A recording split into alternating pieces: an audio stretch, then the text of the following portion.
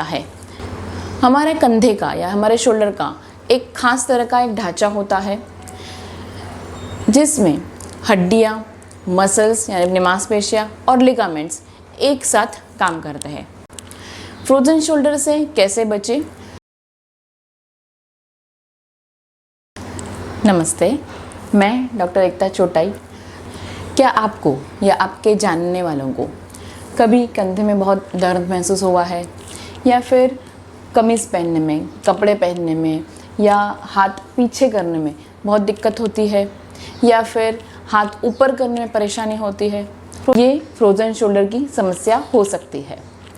तो आइए इस वीडियो में हम डिस्कस करते हैं फ्रोजन शोल्डर के बारे में। फ्रोजन शोल्डर ये अपने शोल्डर की या अपने कंधों के जोड़ों की ऐसी स्थिति है जिसमें शोल्डर में या फिर अपने कंधों में बहुत दर्द होता है और अपना शोल्डर स्टिफ हो जाता है, जिस वजह से हमें मूवमेंट करने में या अपना हाथ हिलाने में बहुत परेशानी महसूस होती है।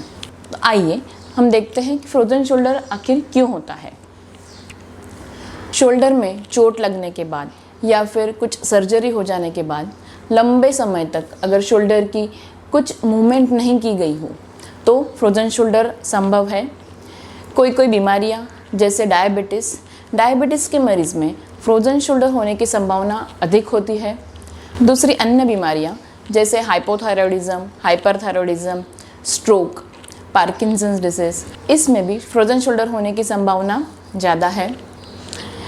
कुछ बीमारियां जैसे ऑटोइम्यून बीमारियां जिसमें बॉडी में सूजन आ जाती है, ये भी एक रीज़न हो सकता है फ्रोजन शोल्डर होने का। फ्रोजन शोल्डर में आखिरकार स्टिफनेस क्यों आता है? हमारे कंधे का या हमारे शोल्डर का एक खास तरह का एक ढांचा होता है जिसमें हड्डियाँ, मसल्स यानी मांसपेशियाँ और लिगामेंट्स एक साथ काम करते हैं। हमारे शोल्डर जॉइंट को एक कैप्सूल ढकता है। अभी जो कारण डिस्कस किए उस वजह से इस कैप्सूल में सूजन आ जाती है और वो सिकुड़ने लगता है, जिसकी वजह से स्टिफनेस आ जाती है और मरीज़ को बहुत दर्द होता है। आइए अब हम देखते हैं इसके क्या क्या सिम्टम्स हैं या क्या क्या लक्षण हैं।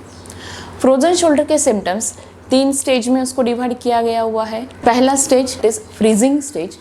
इस स्टेज में शोल्डर में या अपने कंधों में दर्द होता है।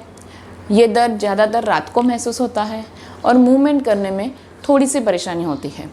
Second stage frozen stage. इस स्टेज में दर्द थोड़ा कम होता है पर स्टिफनेस बढ़ जाता है, जिसकी वजह से मरीज़ को कपड़े पहनने वक्त या फिर हाथ ऊंचा करते वक्त या फिर बाल बनाते वक्त ये सब रोज़ाना के काम में दिक्कत हो जाती है। शोल्डर स्टिफ हो जाता है जिसकी वजह से वो मूवमेंट प्रॉपर नहीं कर सकता। Third stage that is थॉइंग stage. इस स्टेज में डॉक्टर की इलाज की वजह से और एक्सरसाइज की वजह से मरीज़ को दर्द में भी राहत मिलती है और स्टिफनेस भी काफ़ी कम हो जाता है और मरीज़ को बेटर लगने लगता है।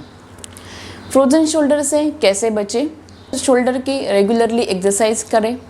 अगर आपको डायबिटीज़ है तो डायबिटीज़ कंट्रोल में रखें।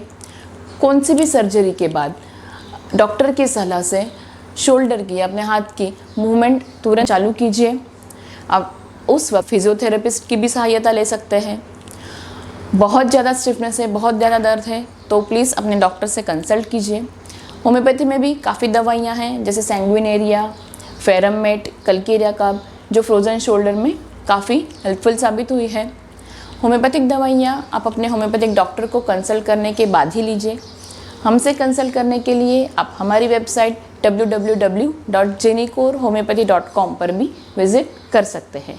ये वीडियो ज़्यादा से ज़्यादा लाइक कीजिए, शेयर कीजिए ताकि फ्रोजन शोल्डर की जानकारी सबको मिले और आपको भी फ्रोजन शोल्डर के बारे में या फिर कोई अन्य बीमारी के बारे में और कोई क्वेश्चंस है और कोई जानकारी चाहिए तो कमेंट ज़रूर कीजिए।